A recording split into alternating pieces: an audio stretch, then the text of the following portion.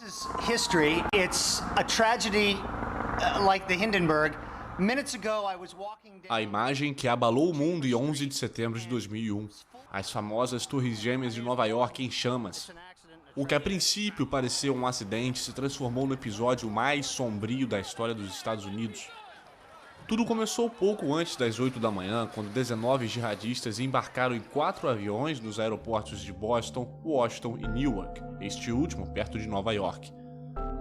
Menos de uma hora depois, o avião que decolou de Boston para Los Angeles, sequestrado pelos extremistas, atingiu a Torre Norte entre os andares 93 e 96. Todos os 87 passageiros e membros da tripulação do avião morreram instantaneamente, assim como centenas das 50 mil pessoas que trabalhavam no World Trade Center. Muitos ficaram presos acima do 91º andar, sem acesso às escadas de emergência. Joseph Dietmar estava naquele momento em uma reunião com corretores de seguro no 105º andar da torre em frente, o prédio sul do World Trade Center. Após a ordem para deixar o arranha-céu, decidiu descer as escadas, o que acredito ter sido a melhor decisão da sua vida. Enquanto descia, o segundo avião atingiu a Torre Sul. Eu estava entre os andares 74 e 72 nas escadas quando o segundo avião atingiu nosso prédio. Ele atravessou os andares 77 e 82 e estávamos apenas alguns andares abaixo. Nunca senti nada assim.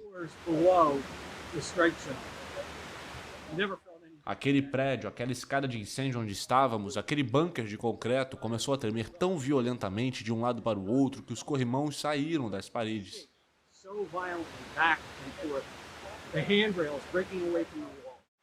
Dietmar ainda se emociona ao lembrar que no 31º andar, ele e seus companheiros se depararam com bombeiros que subiam para salvar aqueles que estavam presos. Dava para ver nos olhos deles.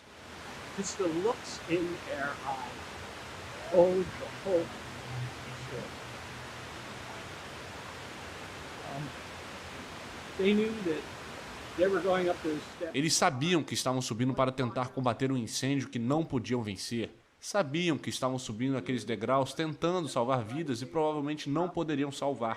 E eles sabiam que estavam subindo e que nunca voltariam.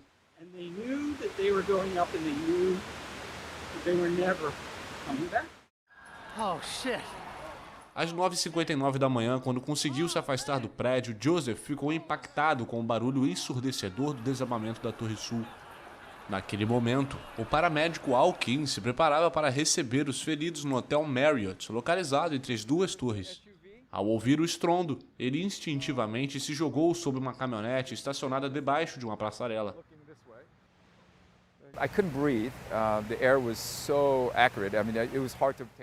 Não conseguia respirar porque o ar estava muito pesado. Era difícil respirar. Lembro de usar a camisa para tapar a boca. Estava sob um veículo estacionado embaixo de uma passarela. A Torre Sul desabou em 10 segundos, matando mais de 800 civis e socorristas que estavam no perímetro. Quando Kim conseguiu sair debaixo do veículo, ele se viu cara a cara com a devastação.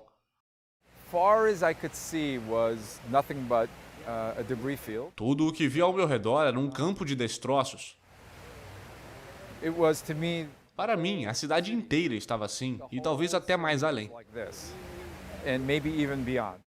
No Pentágono, sede do Departamento de Defesa localizado em Arlington, Virgínia, Karen Baker, especialista em relações com a imprensa do Exército, já sabia na época que os ataques ao World Trade Center não haviam sido acidentais, mas ela se sentia no lugar mais seguro do mundo. Baker caminhava para sua mesa quando o voo 77 da American Airlines, que havia decolado do aeroporto de Washington Dulles para Los Angeles com 59 passageiros e tripulantes a bordo, sequestrado por 5 jihadistas, colidiu com a fachada oeste do edifício de concreto reforçado. Foi uma explosão enorme seguida de um tremor. Não entendi na hora. Falaram até que possivelmente sentimos a asa do avião se movendo, mas para mim foi o suficiente para perceber que algo estava errado. Quando todos começaram a sair, pensei, ok, essa é uma situação perigosa. Ainda assim, naquele momento eu estava pensando que tinha sido uma bomba que alguém havia deixado no prédio. Poucos minutos depois, o voo 93 da United Airlines, que havia decolado de Nova Jersey com destino a São Francisco, foi desviado para a capital Washington. Os passageiros resolveram enfrentar os jihadistas e invadir a cabine. O avião acabou caindo em uma colina arborizada perto da pequena comunidade de Shanksville, na Pensilvânia, a 20 minutos da capital americana. Gordon Feld perdeu o irmão Edward naquele voo. Junto com autoridades e outros parentes das vítimas, ele criou um memorial no local. Eles foram heróis, cuidaram do problema com as próprias mãos, ajudaram a prevenir um grande desastre naquele dia e ganharam um papel na história deste país. Esses heróis não podem falar por si próprios porque já não estão aqui. Por isso, alguém tem que representá-los.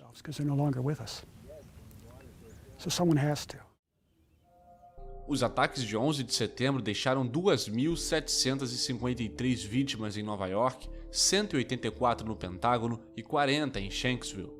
Mas, acima de tudo, eles atingiram a alma dos Estados Unidos, que se consideravam intocáveis, e acabaram por mudar o rumo da história.